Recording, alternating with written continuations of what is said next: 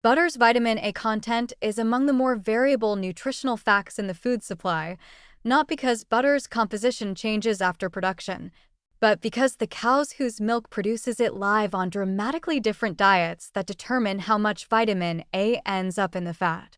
Grass-fed butter can contain up to 5 times more retinol than butter from grain-fed, confinement-raised cows, and this difference is not a marketing exaggeration from artisan dairy companies. It reflects the straightforward biochemistry of how grazing cows convert dietary carotenoids from fresh pasture grass into retinol that concentrates in their milk fat. The color difference between grass-fed and conventional butter is one of the more reliable visual quality indicators available to any consumer standing in a supermarket. The deep golden yellow of genuine grass-fed butter reflects high beta-carotene and retinol content from a carotenoid-rich diet of diverse grasses and forbs.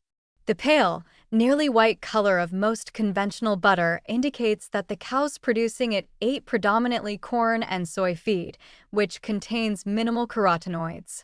This color-to-nutrient relationship is not absolute. Some producers add annatto to conventionally produced butter to approximate the yellow color, but as a general heuristic, darker yellow butter from a credible grass-fed source indicates meaningfully higher fat-soluble vitamin content. Retinol, preformed vitamin A, is the biologically active form that the body uses directly without any enzymatic conversion step.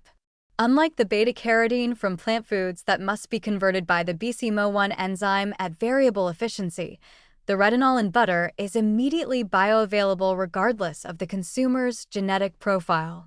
For someone who is a poor converter of plant-sourced carotenoids, a group that may represent a significant minority of any population, the retinol in grass-fed butter represents a more reliably absorbed vitamin A source than an equivalent serving of sweet potato or carrots.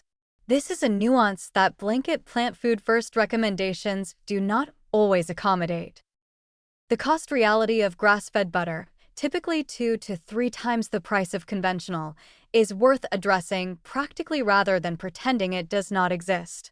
The most nutritionally sound budget strategy involves what might be called a finishing butter approach, using grass-fed butter in preparations where its flavor and nutrient content are directly experienced, melted over cooked vegetables, spread on whole grain toast, stirred into finished soups, while reserving conventional butter for high-heat baking where the heat itself destroys a significant portion of the vitamins anyway. This approach concentrates the premium fat where it performs most distinctively without requiring that every stick of butter in the household be grass-fed. The seasonal dimension of grass-fed butter quality is worth knowing.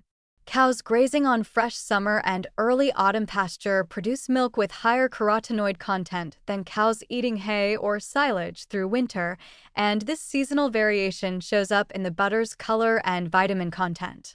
Late summer grass-fed butter is the most nutritionally dense version of this product and is worth seeking and purchasing in quantity for the freezer.